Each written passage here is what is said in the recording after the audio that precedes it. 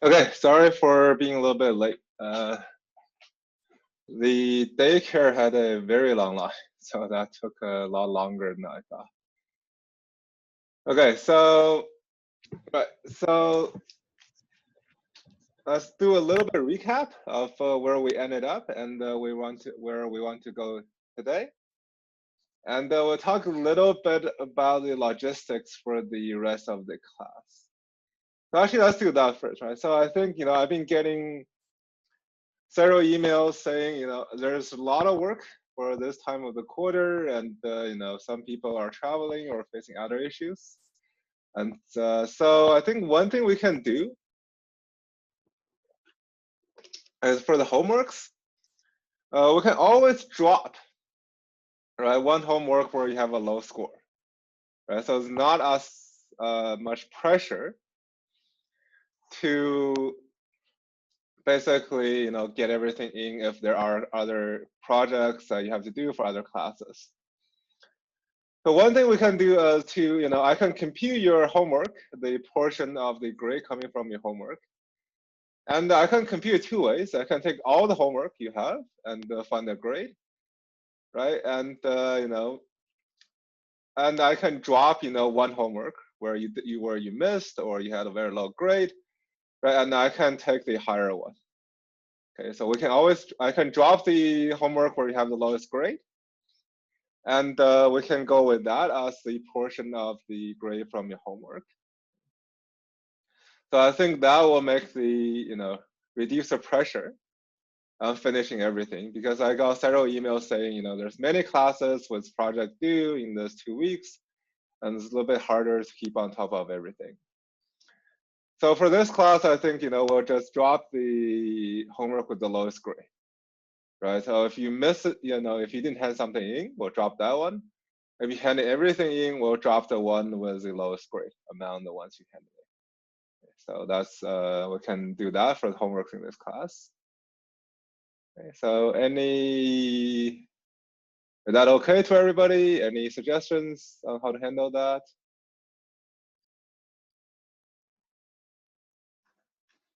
That seems good. Thank you.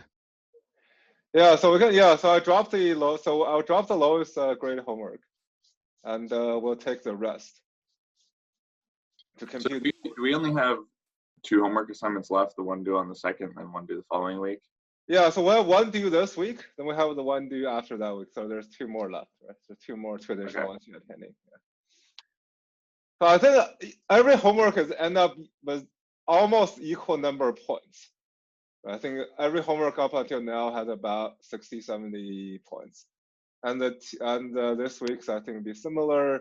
Next week will be similar. So we're looking at, each homework being weighted roughly the same, right? So you can decide, whether you're happy with the ones you already handed in, you want to skip one, either this week or next week, or you had a particularly, bad homework, but then you can drop that one if you submit the next 2 homeworks. So it's up to you. You can decide which way to go. So that's for the homeworks. For the final, so there's several ways we can do the final, right? We can have a shorter take-home, shorter one, where you just take home for that day and hand it in at that night. Or we can have a longer one as a midterm for spend over 2 days. Any preference for one form or the other? I would vote for the shorter one. The shorter one is contingent on everybody I think it's on a Wednesday, so everybody can do it on that Wednesday. Anybody who cannot do it on a Wednesday prefer to have a sort of longer one, but over multiple days.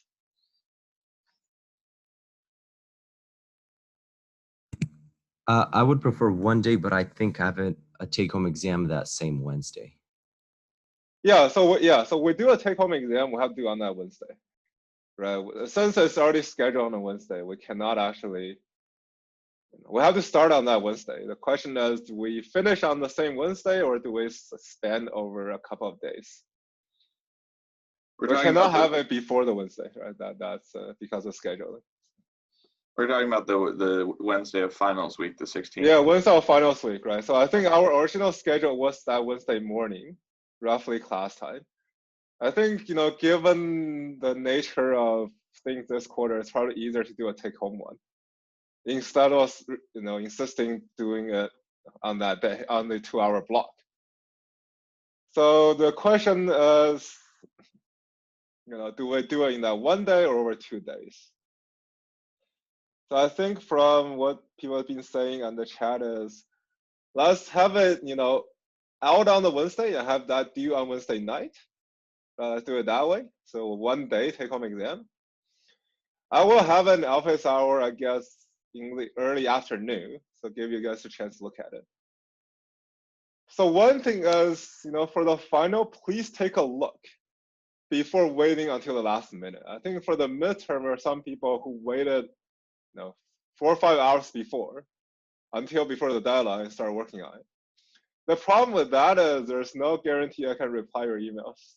I have a question about let's say the final, and you wait until 8 o'clock at night to start doing it.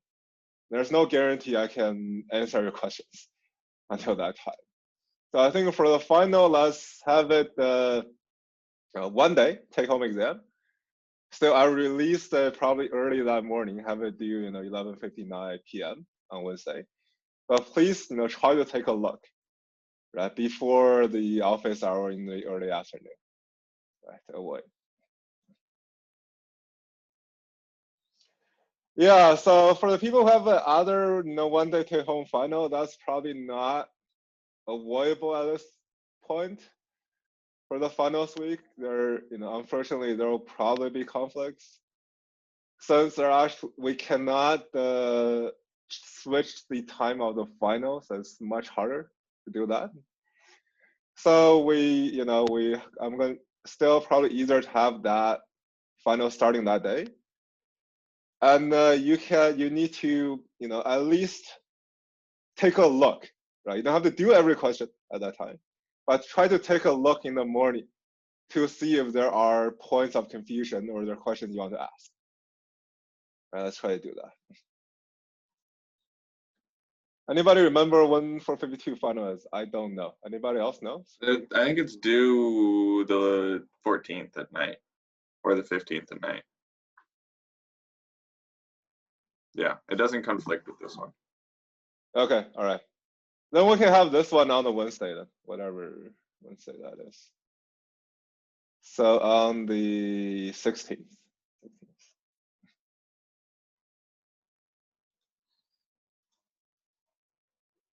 Okay, so that'll be our plan for the final. We'll plan the final to be released on the morning of 16th, due at due that night, right? And they'll be shorter than the midterm because midterm was spanning over 2 days. So this will be shorter. Will involve, so the most of the material will cover since the midterm.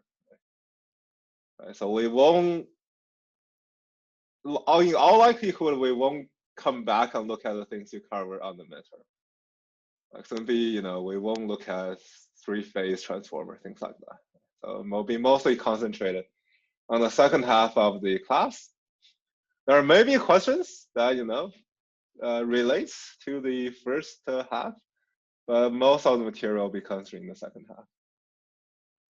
Will there be any programming questions, or is it? There'll be one programming question. There'll be a programming question. Okay. Yes. There'll be questions set up in such a way that you do need to run a program. Although I'll post the code that Trisha did for the homework question. So it'll be based from that question. There'll be a standard code that you can use if you don't want to use your own code. And there will be questions structured around that, basically. So we won't be having to write any new programs. Not from scratch. You may need to go in and, let's say, change a parameter, right? Sure. So for example, I can say, let's remove this line and rerun the program, then what happens? Okay. That will be your questions. But you will not be writing a program from the scratch. No, not from scratch. Yeah, so it'll be more testing on understanding and knowing how to use a program rather than writing a new program from scratch. So I haven't posted a solution because there are still a couple of people doing that homework. So I haven't posted a solution yet, but I'll post that by Wednesday.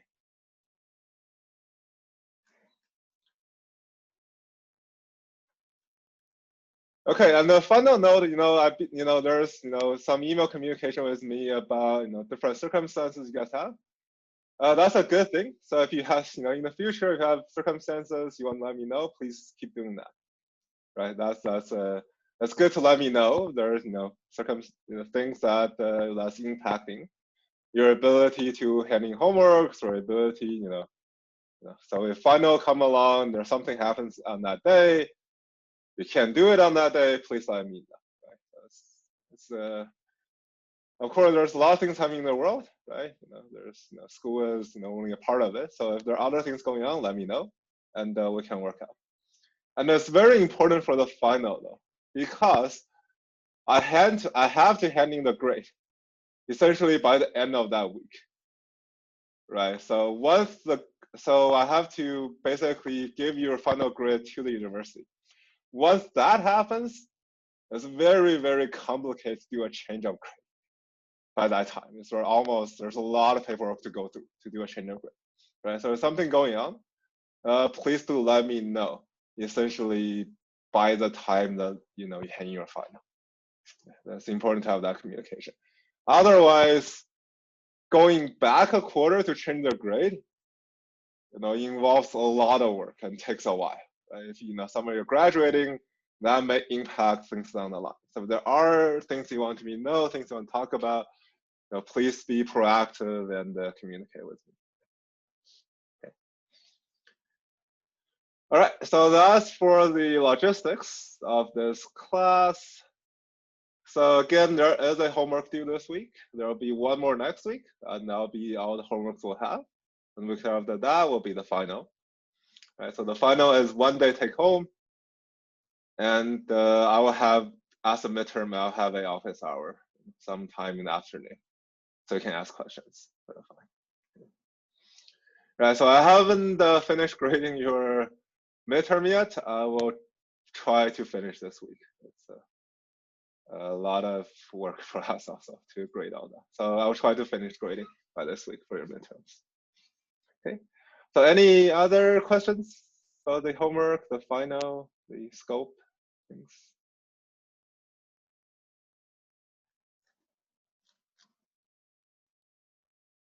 Okay, all right, thanks. So when we'll come, so let's go back to the class and look at the, what we'll cover today. And so let's do a recap of what happened last time. So we're gonna go back to the so-called economic dispatch or optimal power flow problem. And this, so as a reminder, this is basically solving, let's say I have a system. Right, so, with two generators and the load. We're going to solve some question of the following form. X1 plus C1. X2 subject to the total generation is equal to the load. But of course, we have upper and lower bound.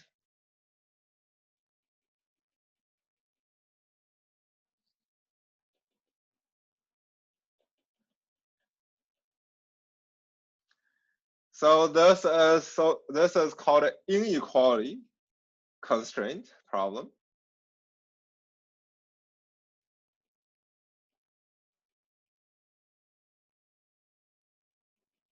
Right. So these constraints are inequality constraints, means as long as the generation is within that defined range, then it's okay. Right. So these are actually a little bit different than equality constraint that we have.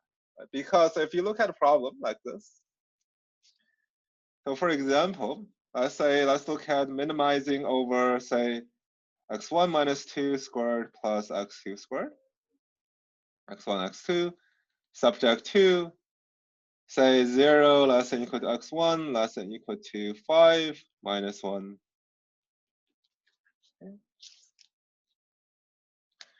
Right, so for this kind of problem, Then there's inequality constraints. So you have inequality constraints in this problem, but they don't impact the optimal solution compared to the unconstrained problem. Okay, they don't actually impact the optimal solution, because it turns out the optimal solution for this one is 2x2 star equals to 0. So for this problem, whether you have the inequality constraint or not, you will get the same solution. Okay, so whether you solve the unconstrained problem or the problem with constraints, you get the same solution. Okay, so that's a thing about inequality constraints. As when you have an equality constraint, they always impact the solution. Right? So whenever you have this kind of equality constraints, then the solution will be different if you compare an equality constraint problem versus an unconstrained problem. However, for inequality constraints, they may or may not impact the solution. They may or may not change what the solution is when the inequality constraints are there. So for example, we can solve this problem.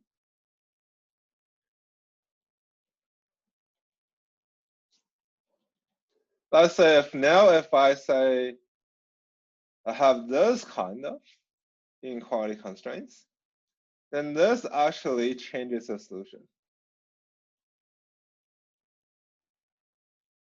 compared to the unconstrained case.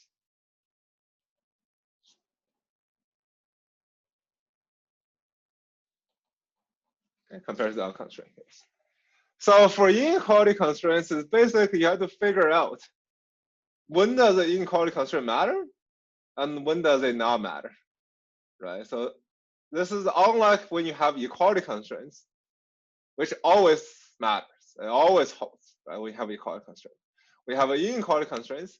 It may or may not impact your solution, right? Maybe we would have gotten the same solution whether we have inequality constraints or not.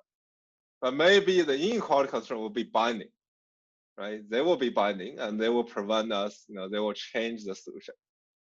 So we look at this kind of optimization problems for inequality constraints, the way of solving it is essentially a little bit like trial and error. Right? We're going to try and error and look at which constraints are binding, which constraints are not binding for the inequality constraints, and figure out what the solution is. Okay. So for example, if you look at this for Economic.Dispatch, right? We can put, so the inequality constraints, basically this box is formed by the inequality constraints. Right, so these are the x1, basically has to live in this box. X2 also has to live in this box. Okay, so this is the green box. This is sort of the light green box we have. And they constrain the values that x1, x2 can take. So for this example, does having inequality constraints change the solution? Does it matter if I remove the inequality constraints in this example? Does it matter that the solution has to live in this box to the optimal solution? It doesn't matter. Right, it doesn't matter, right? So because this is the optimal solution, whether I have this inequality constraints or not, that will still be the optimal solution. So this is the example when the inequality constraints are not binding, meaning they don't matter. The solution is inside the box. It doesn't matter what the inequality constraints are. So of course, you can have cases when the inequality constraint matters, right? So this means when I increase L, so in this case, L prime is larger than L. So I increase the total load in the system. This pushes basically the x1, x2 to be larger to satisfy the load. Now, when you look at the solution, you get point B. Okay, so if you solve the problem without inequality constraints, you get this point B. but this point is infeasible, right? Because it's outside this green box. Okay, it's outside this green box now. So that cannot be the optimal solution for the inequality constraint problem because it doesn't satisfy inequality constraints, right? It's bigger than the sort of x1 maximum we have. So in this case, the inequality constraint matters. In this case, inequality constraint matters. So for this case, where should the solution go? Right, this point B cannot be optimal. This point B is no longer optimal. So it turns out the optimal solution is actually somewhere here. Okay, so the optimal solution must satisfy the inequality constraints. And for this case, then x1 is binding. Okay, so for this case, now we say x1 equals to x1 max is binding. Right. This is the binding constraint because the inequality constraint is satisfied at this point, right? You're hitting the upper bound of one of the inequality constraints. Right? So in a priori, we may not know whether the inequality constraint binds or not. But if it matters, that means I'm hitting either the upper bound or the lower bound of one of these inequality constraints.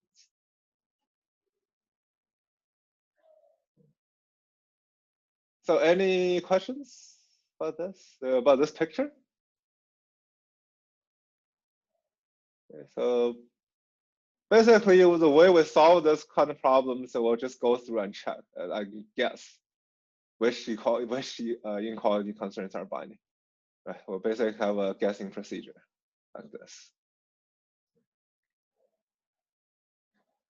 Okay, so in terms of terminology, right? Binding inequality constraints are the inequality constraint that's satisfied exactly, meaning that I hit the upper bound. Right? So in the previous case, our inequality constraint was this type of x1 less equal to x1 max. It turns out at the solution, we have x1 exactly equal to x1 max. So we say this is a binding constraint. Right? We say this is a binding constraint. So obviously, not all inequality constraints will be binding. Right? And in practice, only a few of them will be binding at any time. Right? Only a very few of them will be binding. But the trick is, even though only a few of them will be binding, we don't know which one of them will actually be binding. Right? Before we solve the problem, so we don't know which the binding constraints are. Okay? We don't know what the binding constraints are. So the issue is solving the inequality constraint problem essentially comes down to figuring out which are the binding inequality constraints. Okay? Figuring out which are the binding inequality constraints. And right, if we know which inequality constraints are binding, then we can solve it as an equality constraint problem. Okay? So that's basically our process. We'll guess which one are binding. And if we can guess which one are binding, it becomes an equality constraint problem. Then we just solve we'll solve the equality constraint problem.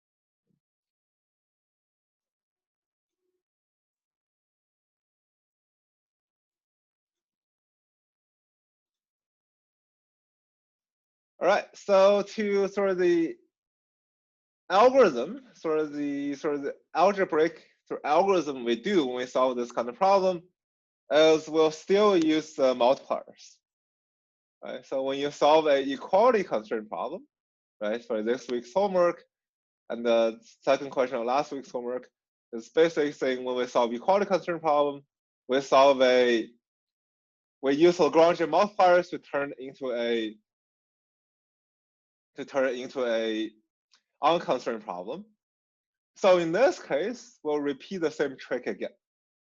Okay, we'll repeat the same trick and use Lagrangian multipliers to basically have turn a problem with both equality constraints and inequality constraints into an unconstrained problem of this form.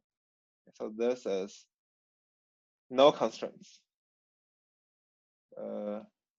Not quite. Okay, so we'll turn into this kind of problem. Okay, we'll turn into this kind of problem.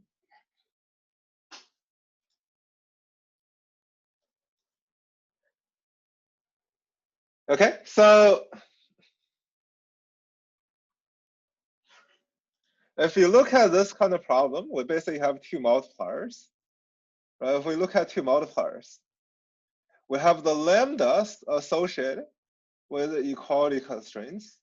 So the lambda I is associated with equality constraints, and mu I is associated with inequality constraints. So when we had the equality constraints, we basically just treat the Lagrangian as an unconstrained problem and just differentiate it and figure out, when the partial derivatives are all equal to 0. For the inequality constraints, we'll try to play the same trick with a slightly different twist. Right? With slightly different twist. Because it turns out the inequality constraints needs to be handled slightly differently than the equality constraints. Okay, when you look at the multipliers, there's a slight difference between that. Okay. But still, let's go through what the optimality conditions are. Okay, let's go through what the optimality conditions are. So if you look at Lagrangian, right, I can still take a derivative respect to xi, respect to the original variables, optimization variables. If you take this,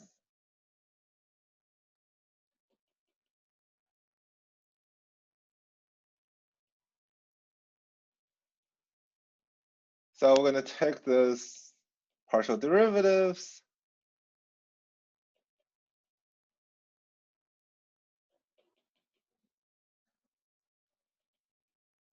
This is the inequality constraints. And we want this to be equal to 0, right? We want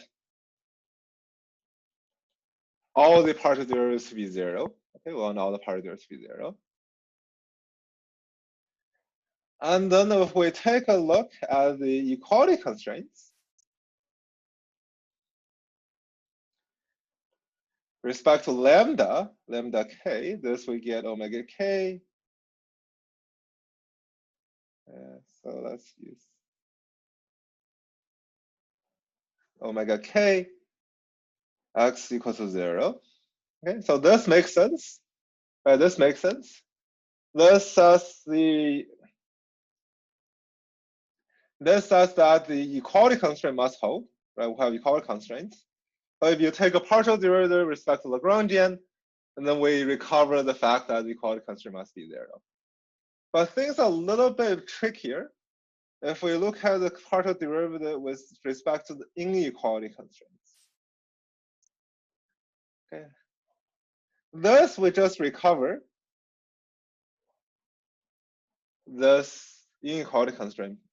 We just recover this inequality constraints. Okay. But if we simply set this partial derivative to 0, so for this case, can we simply set this to 0? Right, so remember for the Lagrangian, when we had just equality constraints, we just set all the partial derivatives to 0 and end up solving a linear system of equations. So when we have inequality constraints and we play the same game, if we just set this to 0, what happens? Is this correct? Can I just set this to 0? Can I play the same game by just setting this to 0? So you have the inequality constraint. My inequality constraints are these things are less than or equal to 0. But from before, when we optimize the problem, we want to take the partial derivatives and set it to 0. So we just set it to 0 in this case. What happens? Let's say I repeat the procedure. And I basically, again, just set this into 0. Is this a correct way to go?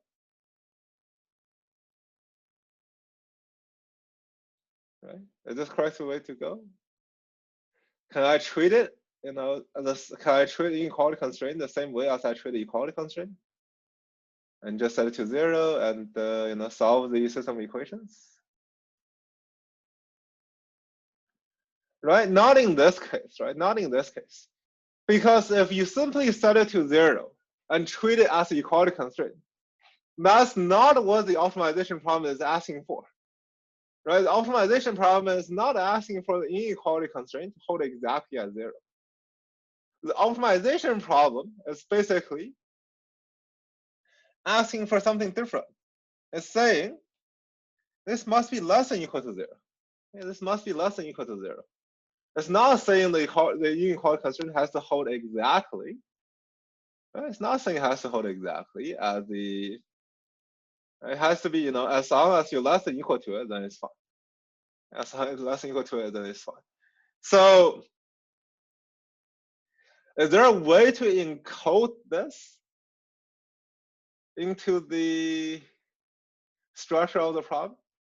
Right? So when we take partial derivatives, we don't want to face something that's less than or equal to 0, right? Because that doesn't, that sort of defeats the purpose of using Lagrange multipliers, right? We want to use multipliers. We want to use multipliers to not deal with this sort of inequality constraints anymore. Okay, so it turns out the right way to look at this problem is to do the following: is to include some structure on the multipliers. Okay? It turns out the right way to deal with this is to say when you have this multiplication, right? Remember when we get the multiplier, we have a mu times a g. Is to insist on 2 additional criteria. Is to insist on the mu times g must be 0. Okay?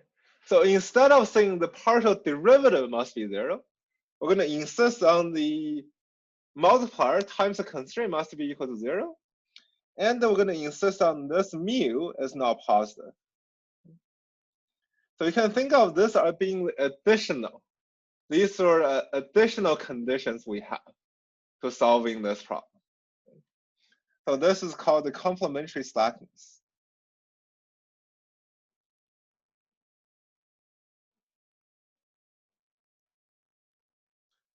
Condition. Okay, so complementary slackness basically means the following. Means that I want to take the partial derivative. However, if I take the partial derivative and just set it to be 0, that's overly constraining the problem I have. So I cannot do that. Right? So, but I don't want to deal with the fact that I have inequality constraints anymore. So the way to get around it is then basically to insist that the two variables, or the multipliers mu and the constraint g, have this relationship that when they multiply, they must equal 0 after you do the multiplication. Okay, so that's the idea of complementary slackness. And this turns out as these very well-known so-called KKT conditions. So altogether, they form the KKT conditions. And this is in the 1950s. 3 people discovered this is the right way to encode inequality constraints into the optimization problem. So this may mean nothing to you right now. So why did we do this? So we'll look at this, in a much closer relationship, much closer. But right now, it's sort of remember that an inequality constraint is different than equality constraint because we insist on additional structure. We insist on additional structure of the problem. Okay. Remember that there's no condition on lambda. Okay, there's no condition on lambda k. For Lagrange multipliers associated with the equality constraint, there's nothing There's no constraint on it. However, for inequality constraints, when the multiplier itself has some additional structure. Okay, so let's look at why this is the case. Okay, let's look at why this is the case. So this was actually a big deal when people figured out this. For a while, it was very mysterious of how to handle inequality constraints. So it's a sort of important step in optimization theory to figure out complementary slackness. Okay, so let's take a look at why. Okay. Complementary slackness is these two together. Yes, basically these two conditions together called complementary slackness. And if you look at this condition, there's only two possibilities. Okay, right? When two things multiply to L to be 0, when two things multiply to be 0, there's only two possibilities. So either, right, one of them have to be 0. Okay, one of them have to be 0. One of them have to be 0. Okay. Either mu is 0 or g is 0. So there are only two possibilities for this. Okay, so let's look at sort of why there are only. So what happens when you fit each of the possibilities? Okay, there are only two possibilities. Let's look at what happens when you satisfy one of each possibility. Is it not possible for both of them to be 0?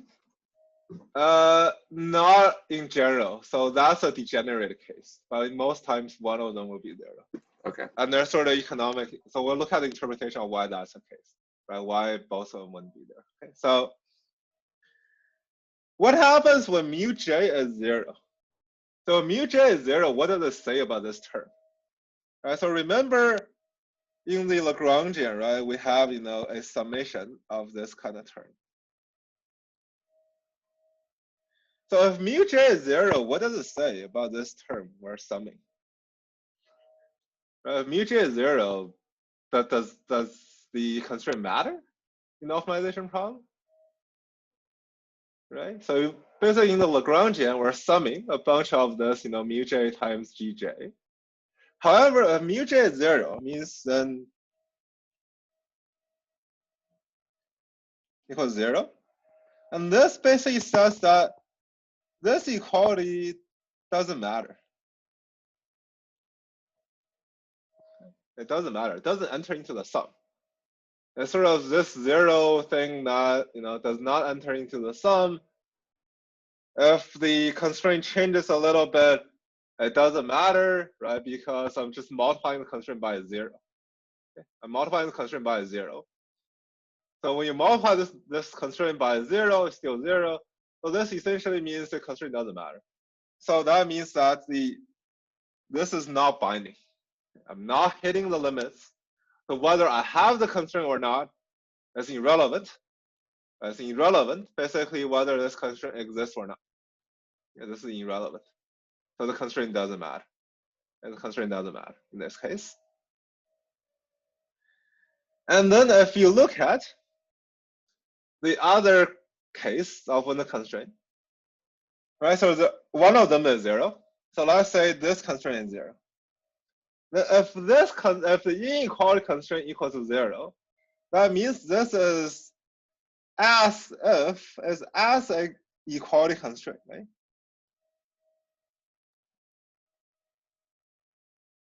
This is as if it's operating as an equality constraint because it's binding as being equal to 0. So that means this mu j become a multiplier. You can interpret this now as a cost in the system.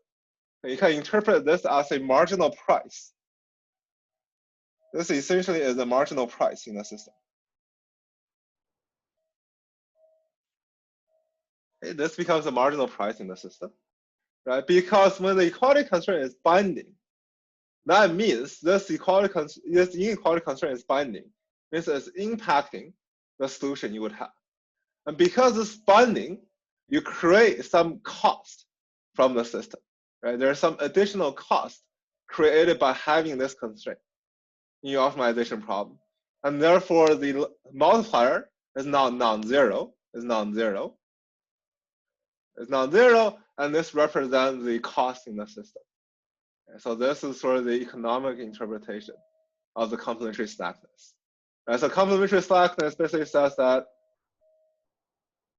if the multiplier, if the mu is zero, it's as if the inequality constraint wasn't there, right? So we can ignore the constraint and does not introduce additional cost. It doesn't change the solution. We can just ignore the constraint. However, if the constraint itself is zero, is binding, that means you're impacting the solutions, right? Then the cost is higher compared to if the constraint was not there. That means there's some additional cost associated with having the constraint, and we can interpret the mu as the marginal price, right, associated with this inequality constraint. Right? So this is what complementary slackness means. As you basically separate out this into two possibilities.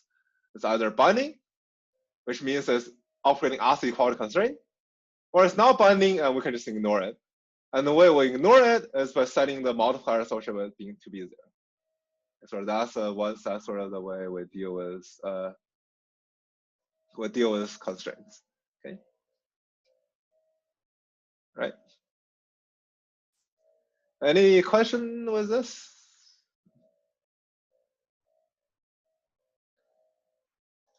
Okay, so if you look at a little bit the general problem, you look at Lagrangian. Okay, so it's f of x plus the summation over the equality constraints plus the summation over the inequality constraints. This in general is a little bit tricky to solve. Right? In general, for general theory, this is a bit tricky to solve, right? Especially when you have this complementary slackness condition. Okay, so this is a multiplication between two variables, essentially, between a variable and constraints. So maybe a little bit difficult to solve. But for us, so in general, the problem is non-trivial to solve. And a large body of literature exists to categorize basically when you can solve the problem efficiently.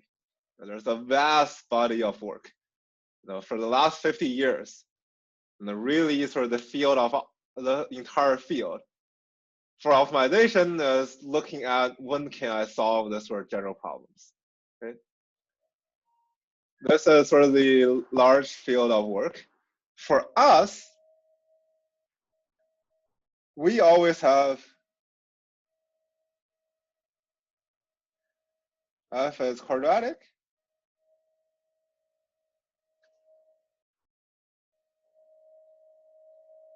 are linear. Okay. For us, we will settle with sort of this kind of special structures. And for this kind of special structures, turns out there's sort of a recipe we can do to solve this kind of problems that is fairly intuitive and doesn't involve the code is not overly complicated. You can use fairly easily use a computer to solve this. For more general problems, we'll come back a little bit later. To more general, we'll say a few things about the general theory. We wouldn't look at it, but keeping in mind that if the problem deviates from the cost function being quadratic, the constraint being linear, there's a lot more involved. There's a lot more involved to solve the problem. Okay.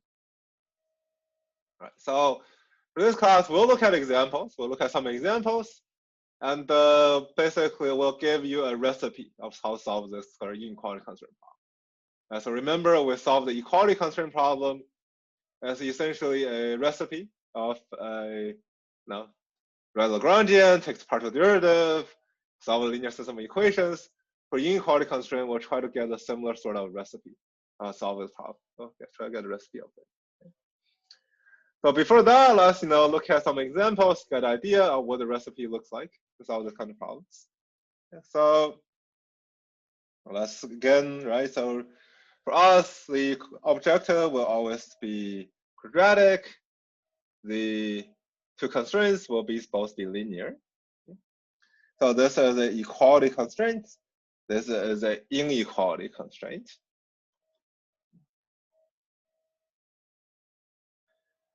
Right. So graphically, what happens for this kind of problem is basically, right, so let's draw what this is.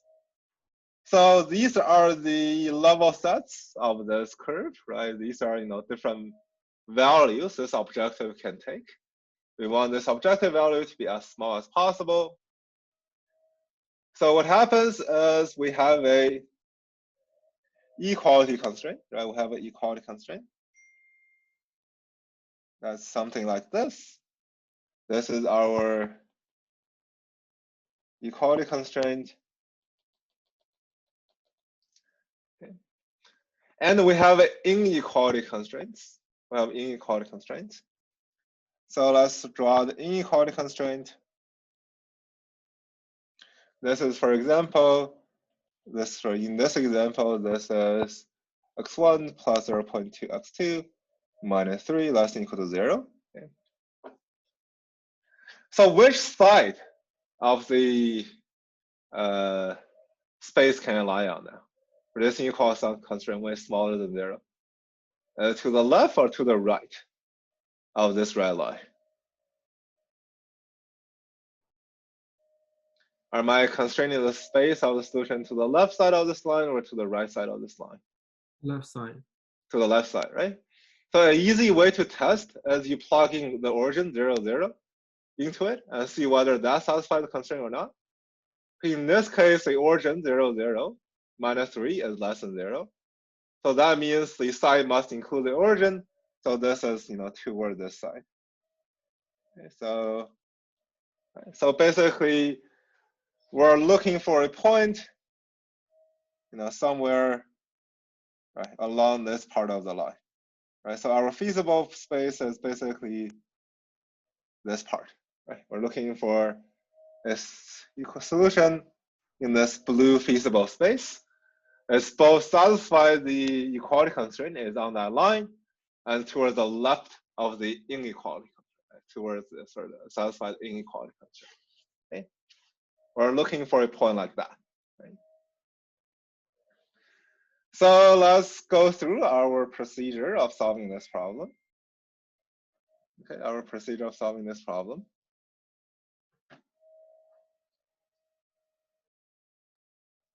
So the procedure is always the same, right? So we're basically let's repeat the procedure. So the procedure for all this problem is you write down Lagrangian. Okay, so in this case, Lagrangian has 4 variables, so 2 x variables, the lambda for the equality constraint, the mu for the inequality constraints.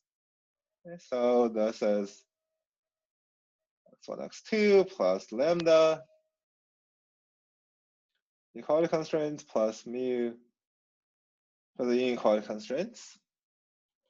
0.25 x1 squared plus x2 squared plus lambda 5 minus x1 minus x2 plus mu x1 plus 0.2 x2 minus 3. Okay. This is our Lagrangian. Now we're going to do the same thing. We're going to go ahead and we're going to start taking partial derivatives. Okay, we'll go ahead and start taking partial derivatives. So we take the partial derivatives, lambda minus mu equals 0, to x2 minus lambda plus 0.2 mu equals 0. So let's just cracking through and taking the partial derivatives. Not much mystery to this. The lambda, this recovers the equality constraints.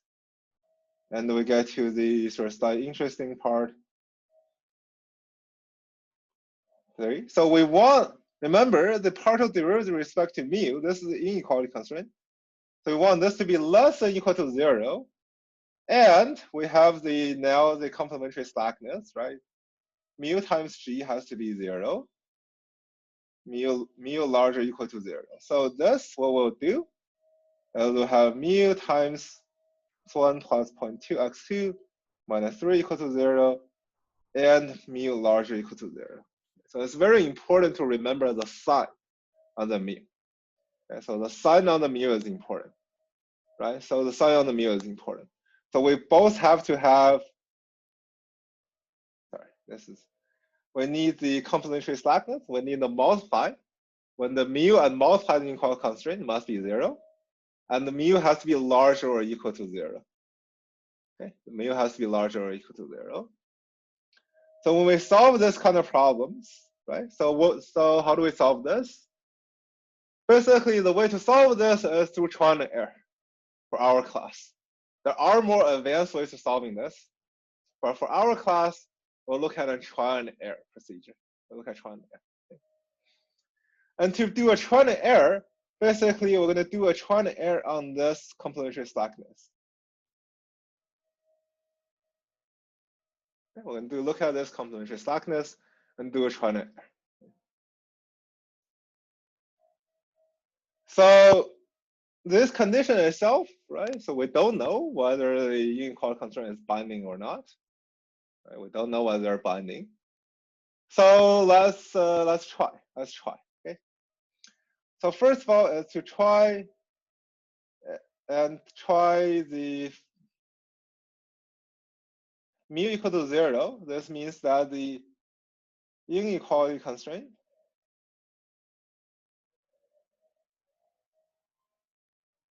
is not binding.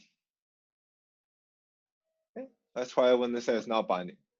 So when it's not binding, when we assume it's not binding, the fact that we have inequality constraint actually doesn't matter to us. Okay? When we say it's not binding, it's as if the inequality constraint does not exist. Okay? As if it does not exist. So then we solve, basically, right? Since it does not exist, we don't need to worry about it. All we need to do is to solve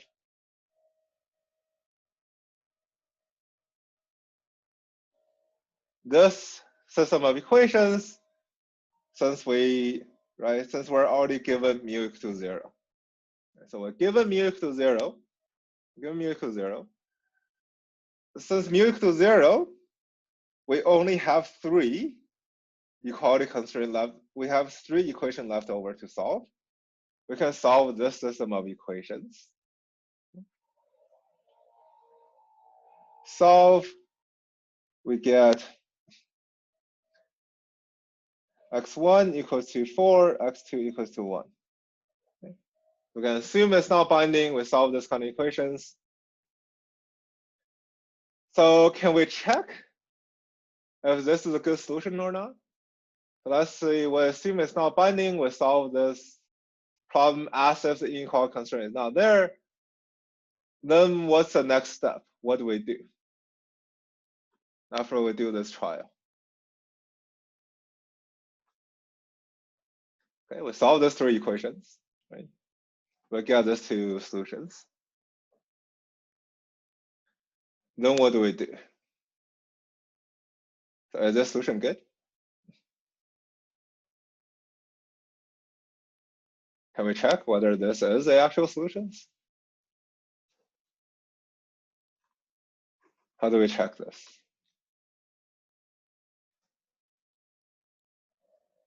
Right, this solution satisfy 3 of these equations.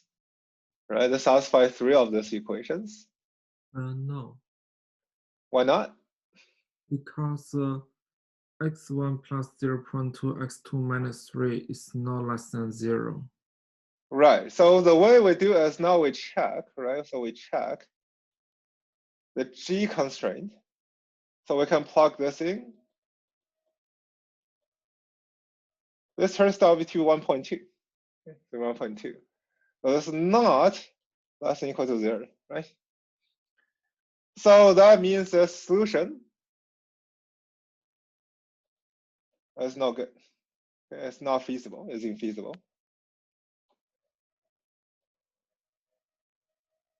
And that means the solution is infeasible. So it's not a very good set of solutions. Okay. So now what we have to do is now we do a second try. Right? So now what we do is we try again and we look at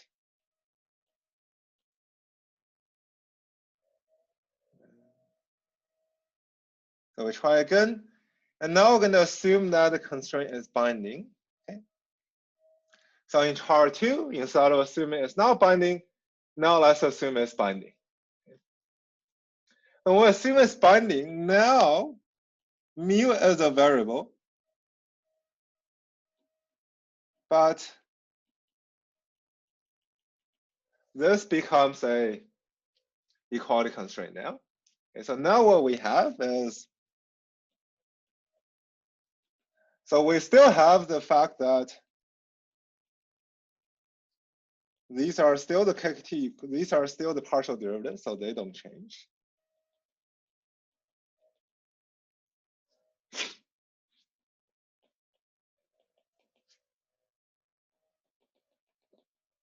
They don't change. But now the inequality constraint become a binding. Right, so now this is a binding constraint. Okay, this is a binding constraint. So we can solve this problem. What we get is, so we have 4 equations, 4 unknowns, right? Our unknowns are x1, x2, mu, and lambda. So we solve this system equations, we get x1 equals to 2.5, x2 equals to 2.5, lambda equals to 5.94, mu equals to 4.69.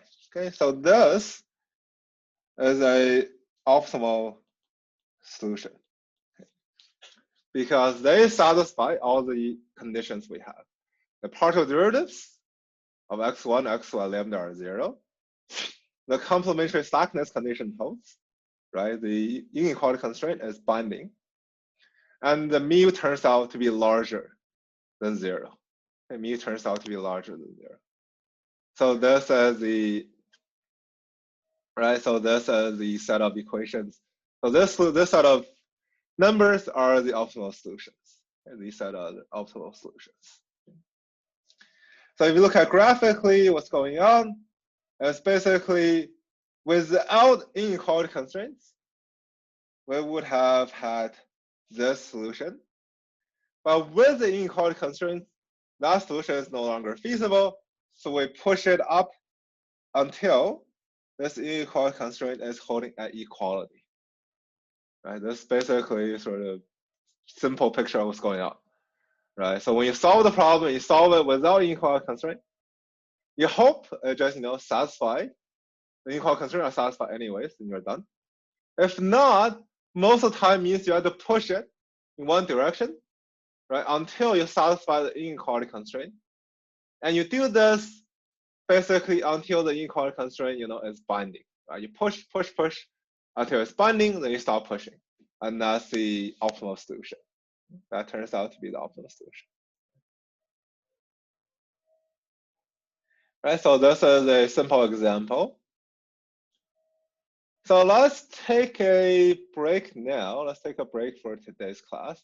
When we come back, we'll basically look at, a very similar, we'll look at Economic.Dispatch when we have upper and lower bounds. Right? In this case, we only have inequality constraint in one direction.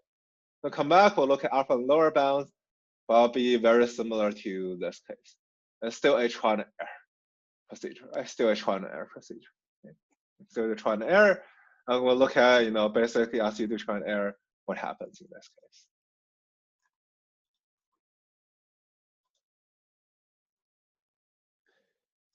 Okay, so let's take a break. We'll come back at 10:45. Let's come back at 10:45. I'll look at example. We have generator upper and lower bounds. Professor, can Yeah. can you move the one slide? Oh, thank you. Yeah.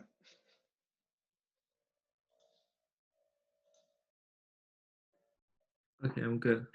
All right, thanks.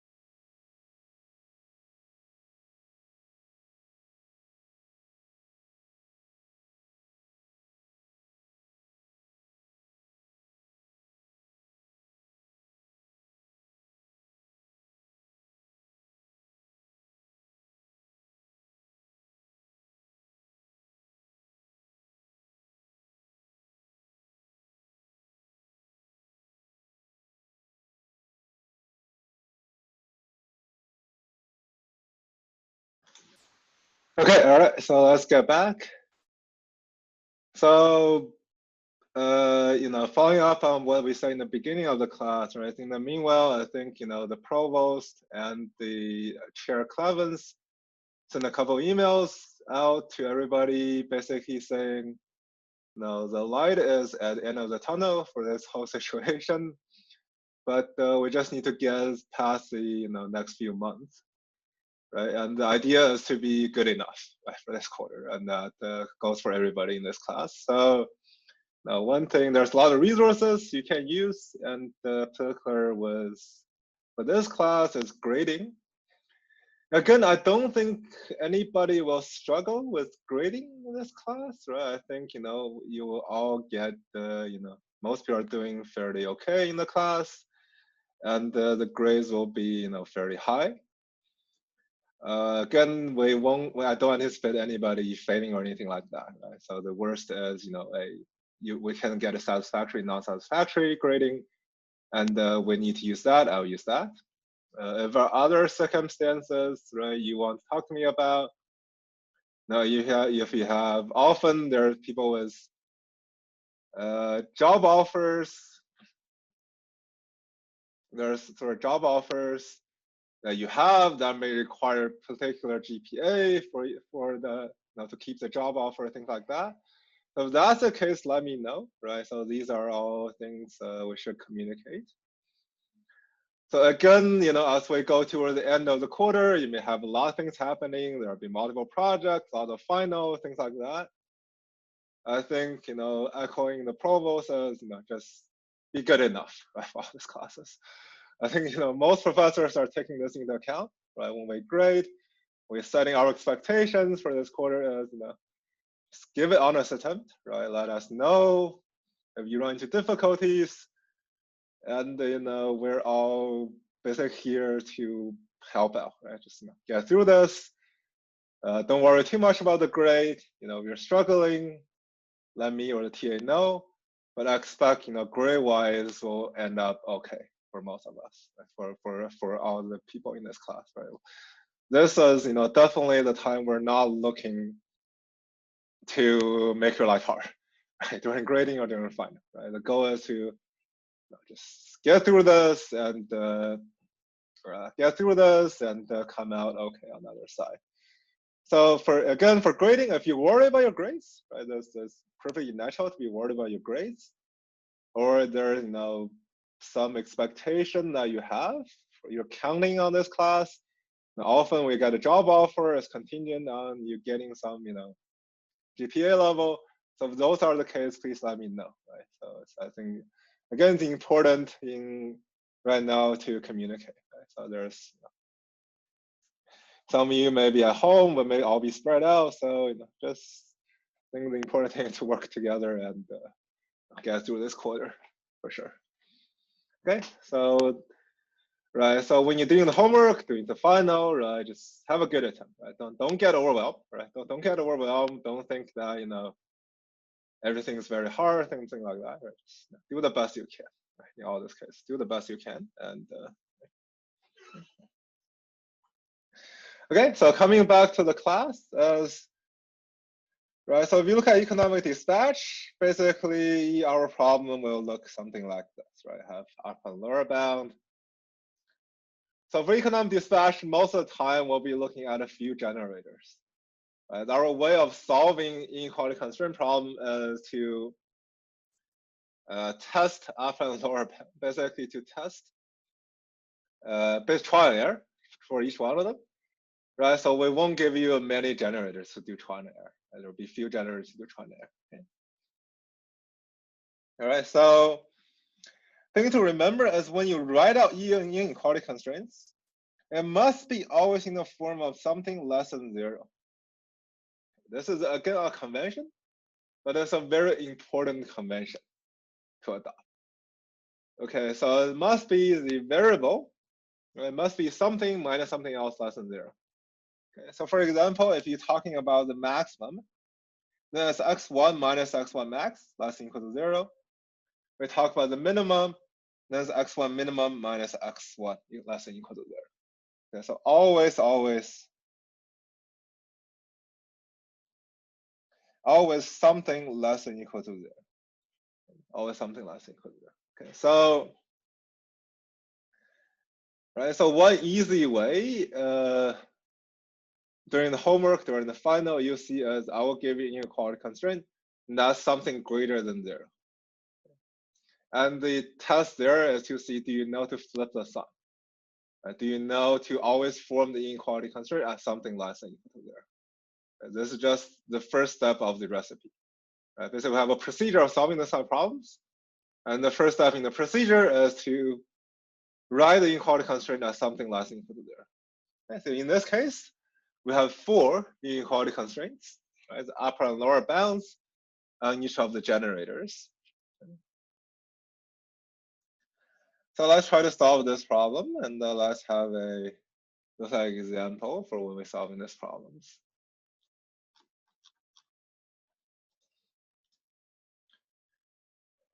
So if you look at this as we have the Lagrangian again, the x, the lambda, the mu. Right? So here I have C1 x1, C2 x2. The same thing again, plus lambda.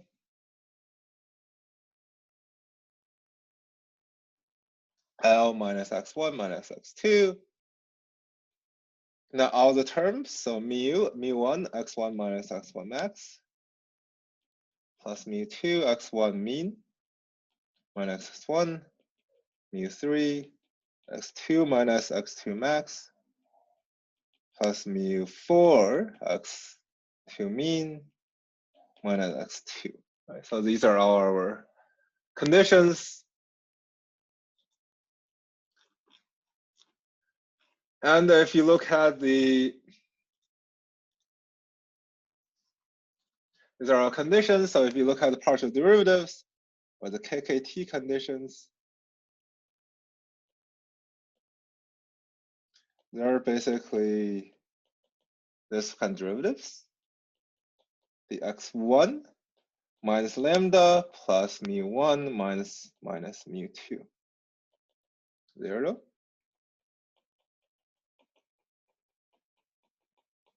Minus lambda plus mu3 minus mu4 equals 0.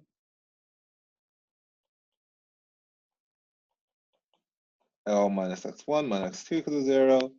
So these are the partial derivatives that must all equal to 0. Then we have the plus the complementary slackness.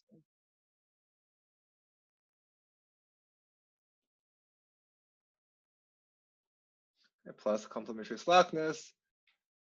Altogether, basically, these are the constraints we have.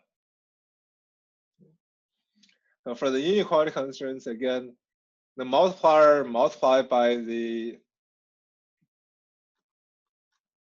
so the multiplier multiplied by the constraint equal to 0, and the multiplier themselves must be larger or equal to 0. Must be larger or equal to 0. So one question we can ask is, right, so why does, or why, right? So why is there a condition on the sign of the multiplier? Right? What does it mean when we say that the sign of the multiplier, mu1, mu2, mu3, mu4, has to be larger or equal to 0? And let's see why this is the case. Right? Let's see why this is the case. So, so the thing to remember is for this KKT constraint, right? Yeah. So let's look at why this is the case. Let's look at why these are the signs are the way they are. Right? So to understand that, let's again do a trial and error by error. Okay, let's do trial and error by error. Let's look at this. So the first trial you always start at, the first trial is there's no limit. Okay, so no generators are equal to this limit. So that means mu1, mu2, mu3, mu4 are 0. And then we end up just solving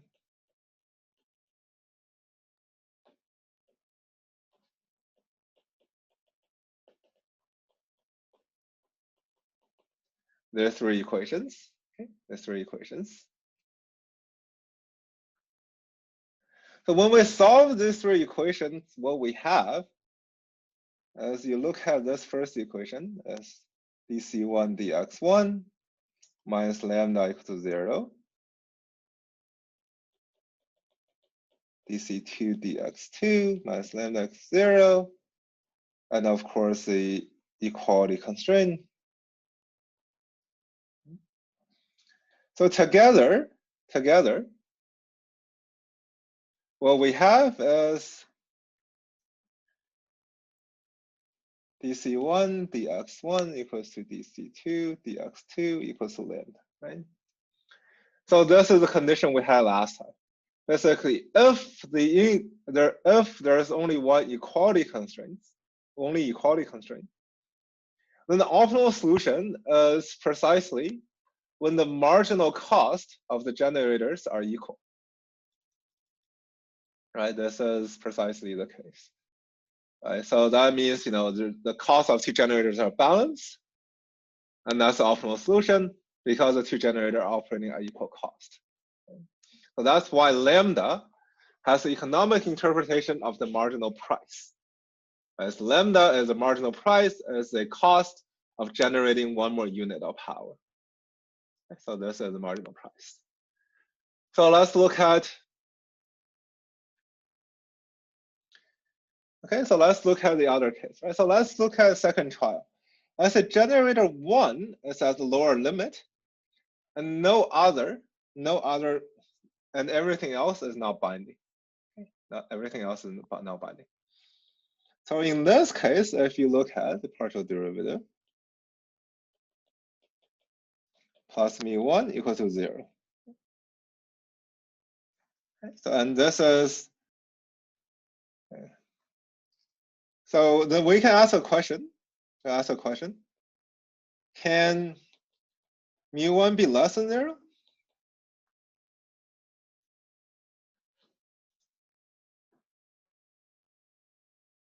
So is it possible for mu1 to be less than 0 in this case? Right, so suppose mu1 is less than 0.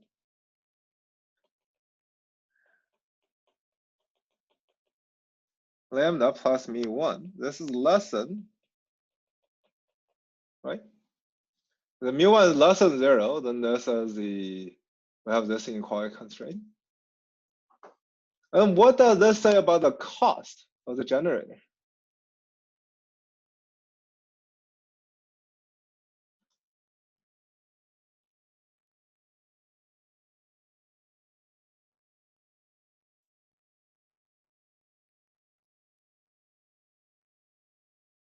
Okay, so if this is the case, right, that means this will have lower, right? This will have lower price, right? Because I'm adding a negative number to this price, so it has to have lower price. So does it make sense for a constrained problem with even lower price than an unconstrained problem? Can the price be lower when I introduce a constraint?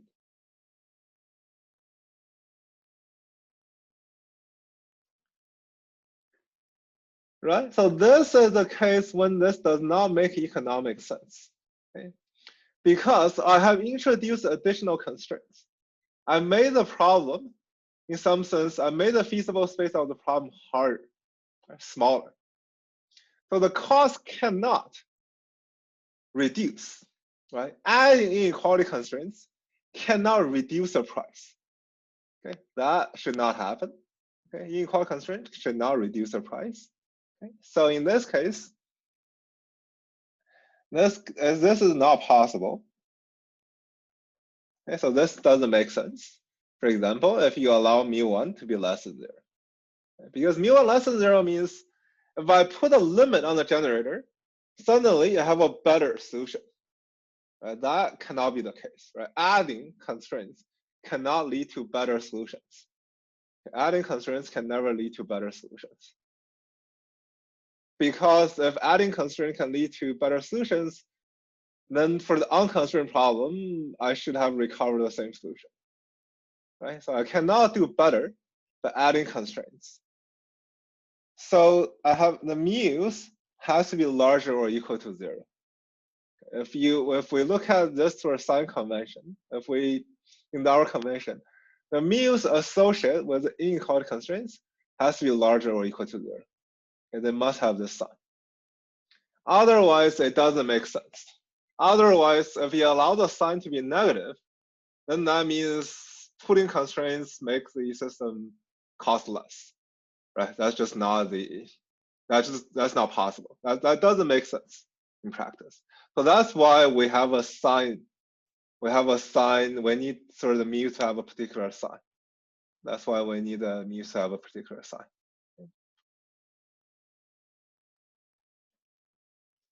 All right. Okay, so that's why we need mu to have a particular sign to this. So that means, so basically we need to have the case that mu's are positive. Mu's are positive because we want either interpretation to make sense. Okay, mu's are positive because we want to reflect the fact that adding constraints, right? Adding constraints can never reduce the cost of the system. Okay, adding constraints make the problem harder to solve, right? Make the cost larger. And whenever you add a constraint, the cost is always larger for the system. Right? That's why the mu needs this particular sign. Right. So this is for our case here. So basically, we can summarize, all of this in the physical interpretation of this Lagrange multipliers, right? So if you look at the physical interpretation for this, at optimum solution, we have this kind of idea. So if you write the equality constraints, so at optimum, you can, let's say we have a equality constraint of something equal to the load, and we have an inequality constraint of this type. Then at optimum, we can interpret this as mu star, this is the marginal cost of the equality constraint.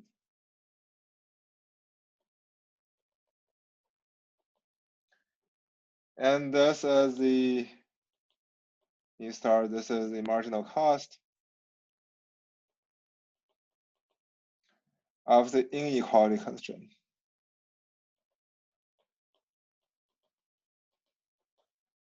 Okay, so we want to interpret them basically as the marginal cost, right? And the thing to sort of remember is that constraints always increase the cost. It's never good for cost from a cost perspective. It's never good to reduce. Right? So from cost perspective, adding constraint does not reduce the cost, always increase the cost. Right? And the Lagrangian multiplier is basically saying if the constraint is binding, how much cost, right? What's the sort of the marginal cost that this constraint is introducing into the problem? And this is sometimes called the shadow cost or shadow prices. This is called the shadow cost or the shadow prices. And of course, then if the constraint is not binding, then right, if the constraint is not binding, then of course the shadow cost or the marginal cost associated with is 0. If the constraint is binding, there's some physical cost associated with it. There's some physical cost associated. So any questions with this sort of interpretation of the multipliers?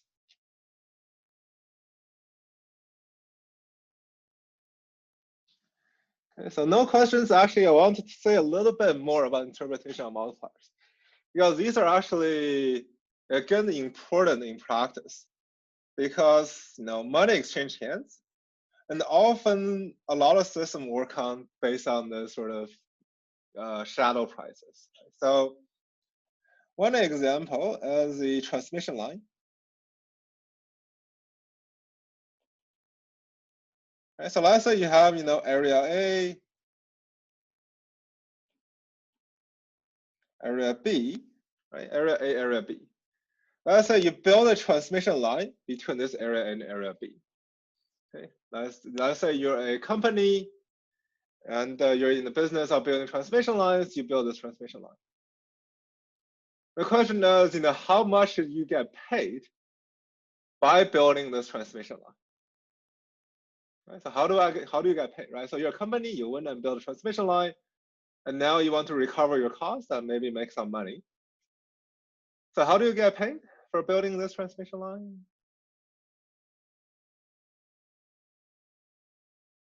Any suggestions based on the thing we covered?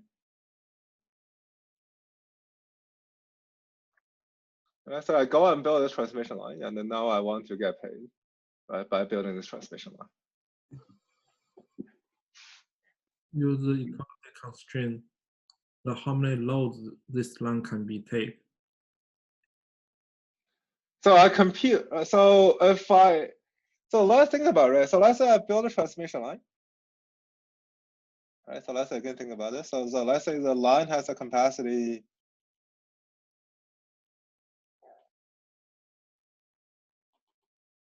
Let's say C, right? How do you get paid? Are you paid by the amount of load that flows on this line? Are you paid by how do you get paid? Let's say I build a line. This line now has capacity C. So are you just paid according to the amount of load on this line? Are you just paid according to the amount of load flow on this line?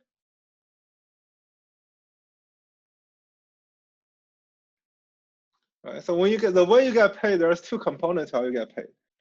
One is lambda times the load on the line. So this is at a high level. So this is sort of roughly, right? So lambda, remember, is the equality constraint. Right? So that has to do with the amount of load you serve. So whenever you serve a load, there's a lambda associated with it. So part of it, if there's low flow on the line, you get paid by lambda times the amount of load flow on this line. There is a second component. So what is the second component you get paid, supposedly?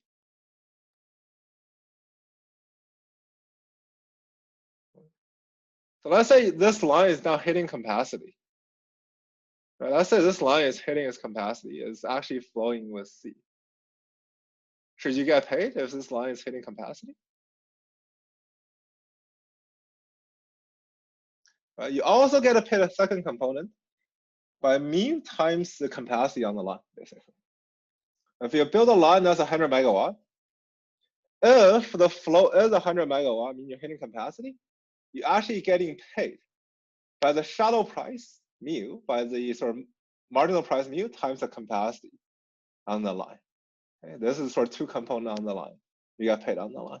Okay?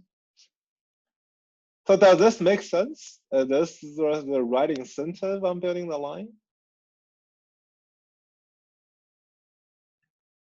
Professor, Yeah. But lambda times the load on the line is what's this price? I have a line, right? So this lambda comes from the equality constraint of the generation equals to the load, right? So you're serving load in both areas, so there will be some lambda associated with the load balance constraint, and your line is carrying this much load, so that is part of the money you get paid. So this money I should pay the lambda times load. Sorry? Yeah, so lambda times load is the money I should pay. Is that the only money you should pay? Right. So that's a question. No. Right. So it turns out there's two components, right? So lambda times the load on the line means that you're serving load. However, you also get paid by mu times C, because that says basically by having capacity, you still basically, so as the capacity increases, right? So as capacity increase, you're basically have some benefit to the system, right? Because you build a line, the line has some capacity. If the flow is hitting the line, they're saying that you should get paid because you're providing capacity to the system. And what this happens is as C gets larger and larger, right? So if this happens, your incentive will be basically to increase C, right? You will try to increase C because you're getting paid by increasing capacity on the line. And so this sets up the incentive of increasing the capacity of this transmission because you're getting paid by this component. So by increasing the capacity, you make more money, so you try to increase C. Of course, you do not increase C too much because when the capacity is too large, the mu is 0. So that means having this capacity is not very meaningful. So this payment basically tells you your incentive to increase the capacity of the transmission line up until a set limit, basically up until some limit that has to do with mu times C. Right? They say in the system I should increase capacity until that the flow is not binding anymore, or until point to a point where the flow is not close to be not binding anymore, right? So that's sort of the amount of incentives you have in the system. And there's a lot of basically financial instrument existing in the power market that is based on this sort of argument. It's based on this sort of argument.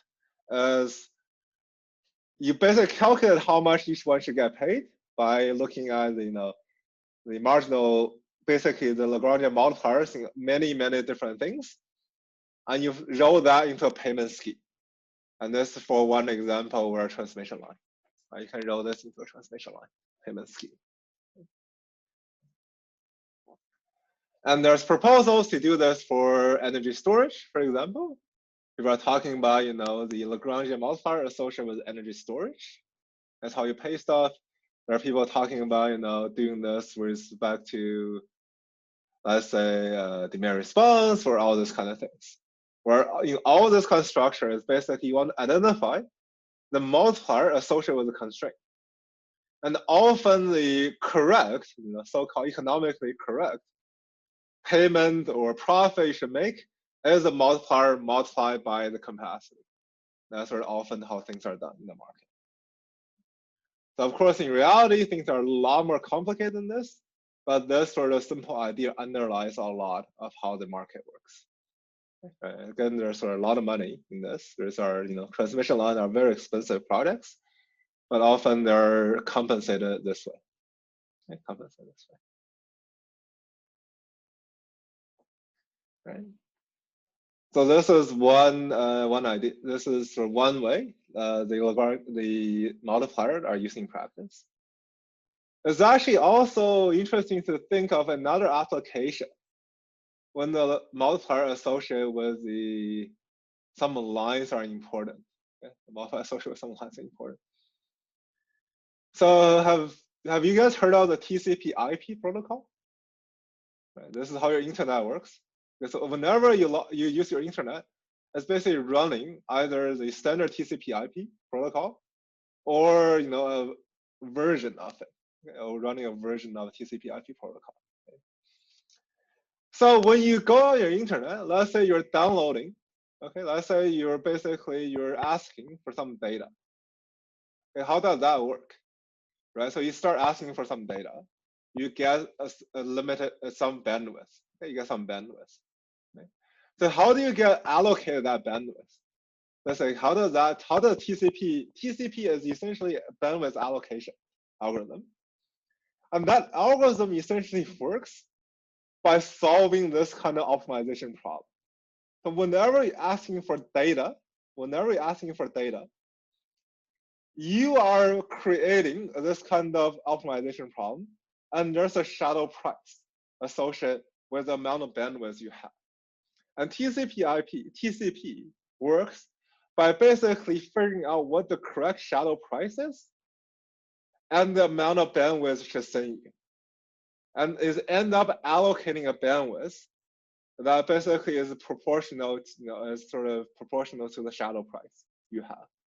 Okay, so for all those kind of networks, or for example, how does your cell phone work? Right? All of this is basically whenever you're capacity limited, be that a transmission line capacity, a generator capacity, the internet, your bandwidth capacity, whenever you're limited by this kind of capacity, what happens is most in the modern engineering, the way it works is some kind of multipliers is computed from it. Right? Some kind of shadow price or marginal price is computed from this sort of upper and lower bounds associated with the capacity limit. And how much you get is basically, or how much you pay is associated with this multiplier. That's essentially how all this kind of things work, for all this networks works. So in this regard, a power system is similar to a communication network, similar to the wireless or wireline networks. Figuring out the shadow price is very, very important. Okay? Very, very important. All this kind of networks. Okay? Right. So any questions about this? So again, whenever you pay your power bill, a part of it pays for this kind of capacity charge. Basically, as this kind of multiplier, multiplied by capacity. When we're talking now, and our computer is trying to figure out the data rate to give to each of us, is actually basically it's just computing this mu.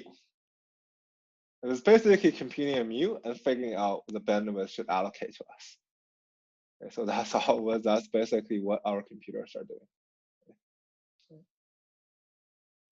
Okay, so to finish our class, I want to say one last thing about the optimization. And that has to do with sort of this inequality constraints. Okay. So if you look at our problem, let's say we're minimizing f of x. So let's say x is a vector, xn, subject to a bunch of equality constraints, but a bunch of inequality constraints. Let's say I have a p inequality constraints.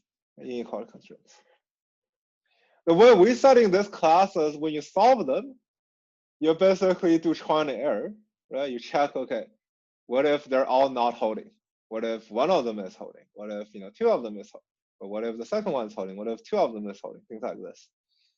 So if you do a trial and error, how many trials do we have to do in principle?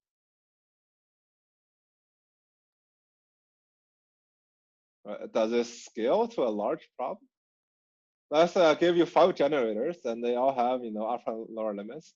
How many trial and errors is that?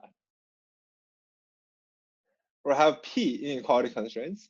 How many trial and errors do we do when we have p inequality constraints?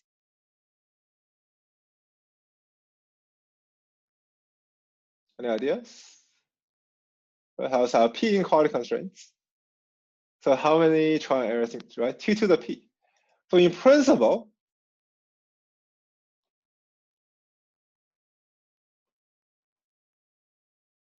two to the p twice. Right? Each of them may be binding or not binding. So altogether, there are 2 to the p of them. Right? So that's for sure not the way how we solve this in practice. Okay, this is not how we solve inequality constraints in practice. We're not going to try 2 to the p of them. In any reasonably sized optimization problem, it's not uncommon to have hundreds of inequality constraints. We're not going to try 2 to the p of them. Okay, there's no way that any computer will do this. Okay? So in this class, we're going to try an error because at most we have like 3 generators. And the problem is structuring a way that if you try in a reasonable way, you will find your answer after 1 or 2 tries. That's just how this class is structured. But in practice, we're not going to try it. So any ideas how you will solve this in practice? Let's say 100 inequality constraints. We're definitely not going to do trial and error. We're not going to do 2 to the 100 twice. Any ideas how to tackle inequality constraints? Can you group constraints together? Not always easily. It's not always obvious how you group constraints. Not obvious how you group constraints. So if there are obvious ways of grouping constraints, what we normally do is we just eliminate a bunch of constraints in the modeling process. So often the final model you get, there's no obvious way of a group of constraints acting together.